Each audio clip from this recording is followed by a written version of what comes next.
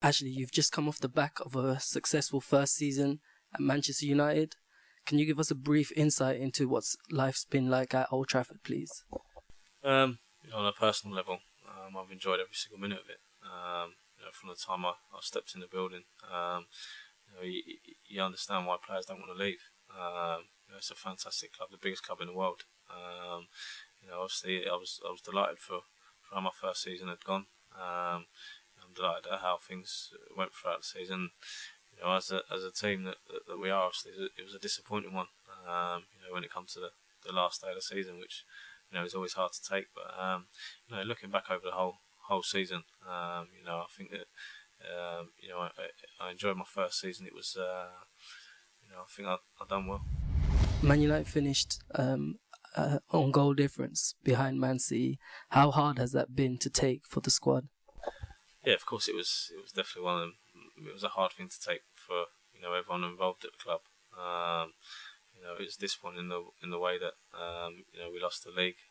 Especially, I think it's one of the things that we finished on the same points and lose it on goal difference. It was bitterly disappointing, but the players will look back at that season, and I think we'll come back even stronger than we was last season. And for you personally, how do you see your game has come along in the past year, just from moving to Old Trafford? I'm not too sure how much it's changed. I think that obviously you've seen more at United. Obviously, that it's a bigger club. But I might know disrespect to Aston Villa, but he's playing with a lot of new players represent their countries. Whenever we're called upon, and it's a massive club to play at. And it's I remember speaking to the manager the first time I walked in the building.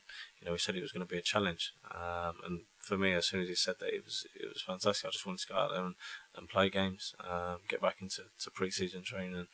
The excitement of being around that place is brilliant, and you get that will to win. The manager installs that straight away, that you're born winners.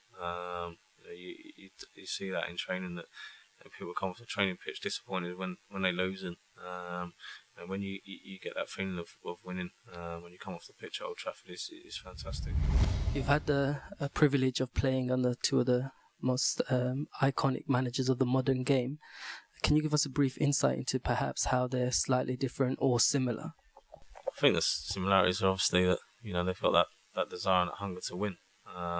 They instill you with a lot of confidence, and I think that they are quite similar. The way their man management skills are, knowing how to talk to each player, how to deal with each individual players. They know exactly what they're doing, and they've both had success in their careers, and having the opportunity to play under both has been fantastic for me. And you learn every day from people like that, and when they talk, you listen.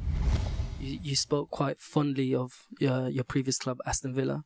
They don't seem to be doing too well at the moment. What are your thoughts on Villa and their current demise?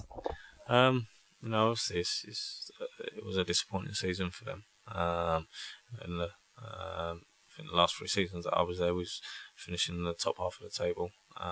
Challenge for Europe, and I'm not too sure what's happened. This season. Obviously, I speak to a few of the players still, and not too sure what's gone on. It was looking like that they could have got sucked into a relegation battle, but the boys have got a great team spirit there and managed to get themselves out of it. And I think they'll try and forget what happened last season and build again this season, get themselves back in the top half of the table. Other than a few incidences at the back end of last season, you had quite a successful first season at United. I think there was a lot of controversy regarding some of the penalty decisions that went favourably for Manchester United. However, there was a media backlash in terms of your reputation as somebody who's seen as a diver or a cheat or simulation, whatever you want to call it. I mean, do you want to clear that up for us, and what are your views on that aspect of the game, which seems to be common, but it's always highlighted whenever there's an England player involved?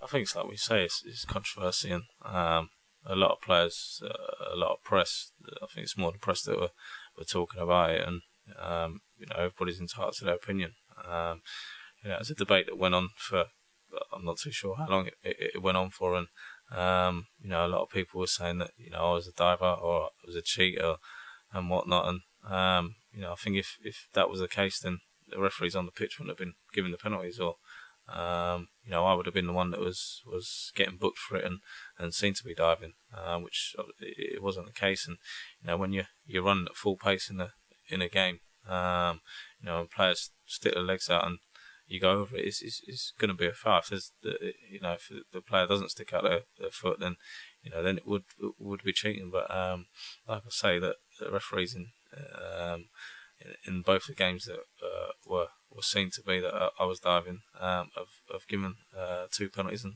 sent the player off. You're really coming onto your own in terms of your career for England, as well as for Man United. What's been the current influence of Roy Hodgson on the England squad?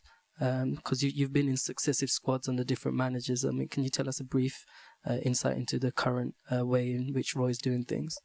We've only met up for a few days, but I think if you look at the shape of the team, he worked on that in the first couple of days before the Norway game. And everyone knew their jobs as well. He's had a manager that's been successful, especially at national level. So like I say, it's about preparing for the Euros, and we was only together for a few days. But if you look at the Norway game and the way that we played, there was more positives to take out of the game. And if we keep playing in that way and keep listening to the manager, and I'm sure that by the time the Euros come round, that we're going to be fully prepared and ready to go into each game and wanting to win every game. What are the kind of expectations for England and this squad for the Euros? I think the expectation for the players is that we want to go there to win it. A major tournament, any game you're involved in, all the players are thinking the same way. You want to win the games. Like I say, it's going to be tough for all the teams that are qualified for the Euros, qualified in the right way, and they're major teams. There's not going to be an easy game in the group. So we've got to prepare, like I say, in the right way, concentrate on ourselves, not concentrate on any other teams, and make sure we're ready to go when that first whistle goes. Actually, you've been speaking to footymatters.com. Can you briefly tell us why footy matters to you? Football's been my life for. I was a youngster. Football's it's my passion. It's my desire. It's everything about me that from, like I say, I was a 5-year-old child up until now I'm 26. Football's been my life, and I love it just for the passion that I've got for it.